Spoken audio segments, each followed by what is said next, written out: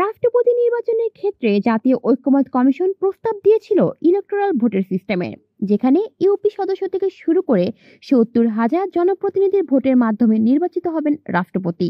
তবে স্থানীয় নির্বাচন যদি তত্ত্বাবধায়ক সরকারের অধীনে হয়, তাহলে জাতীয় ঐক্যমত্য কমিশনের এই প্রস্তাবে একমত হবেন বাংলাদেশ জামায়াতে ইসলামী।